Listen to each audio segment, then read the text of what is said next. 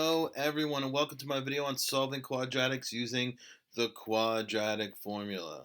This is something that will always work when solving quadratics in standard form, so it's definitely useful. Alright, so let's take a look at what we have here. We're going to do two examples. The first example, 2x squared minus x minus 4 equals 2. Just like everything we've been doing so far with solving, it's got to be equal to 0. So the first thing I would do is subtract 2 on both sides, and that gives me 2x squared minus x minus 6 equals 0. Now, in order to use the quadratic formula, your quadratic needs to be in standard form. And in case you forget, standard form is ax squared plus bx plus c. You're going to need to know what your a, b, and c are to use the quadratic formula. So in this case, what I like to do is I like to go through and label. Here a is 2, b is -1, and c is -6. So in case you don't see where they're coming from, right, 2 is our a, because that's in front of the x squared term. -1 is in front of the x term, so that's our b. And -6 is our constant, so that's our c. And they're coming from a, b, and c. All right, so once we have that, I have my quadratic, I found my a, b, and c. What I need to do is plug it into the quadratic formula, which is -b plus and minus the square root of b squared minus 4ac all over 2a. And the a, b, and c being the values we just found. So what I do first is I just plug all these things in. Now, it's a negative b. That has nothing to do with whether or not b is already negative or not. Right? So in this case, b is a -1. I need the negative and the full b. So it's -1 when I'm plugging in this negative b portion. So just be careful with that. That tends to be a common mistake. Plus or minus the square root of b squared. So that's -1 squared minus 4 times a, which is 2, times c, which is -6, all over 2 times a, which is 2. All right, so I plugged in my a, my b, and my c everywhere in that quadratic formula. So what we need to do now is simplify. I like to do a couple things on my first attempt at simplifying. I simplify whatever this negative b is. I will also square b here.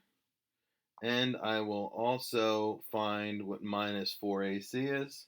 And finally, I will find 2a. So I simplify all four of those things on my first run. So -1 is a positive 1. Plus and minus the square root. -1 squared is just a positive 1. -4 times 2 is -8. Times -6 is plus 48, and all over, and 2 times 2 is 4. So I get 1 plus and minus square root of 1 plus 48 over 4. All right, now really the only thing I can do is add those two together. So 1 plus 48. So that gives me 1 plus or minus the square root of 49 over 4. All right, and then I look at the radical and I simplify that. In this case, the square root of 49 is 7.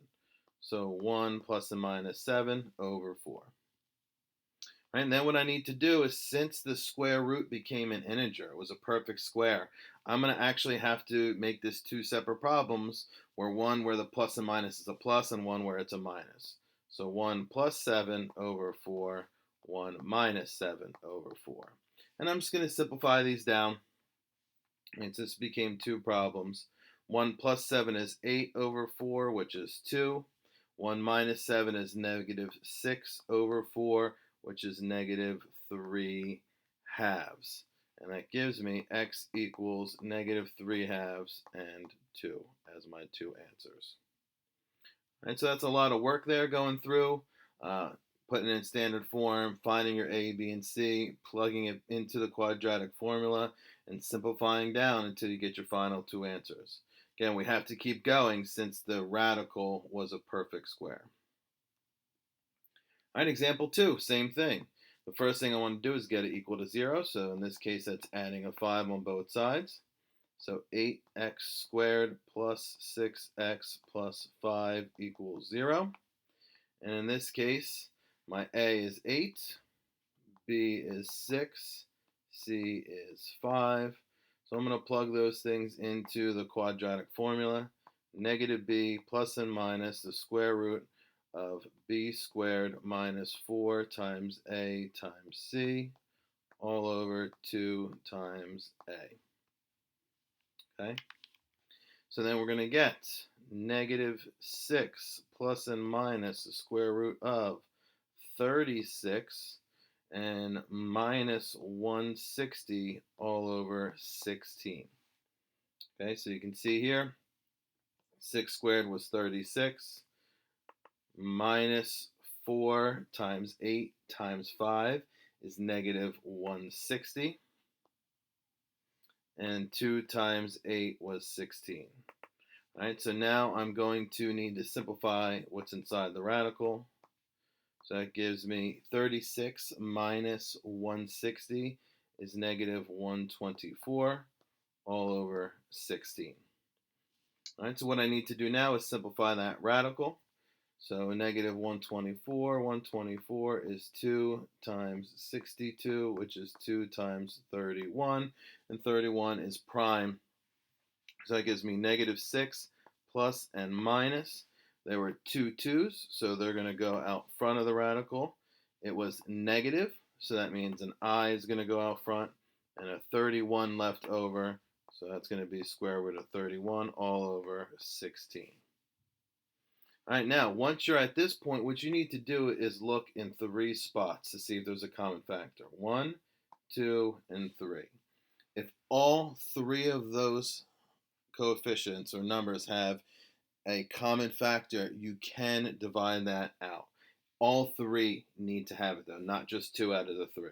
So they can all be divided by 2, so I'm going to divide them all by 2.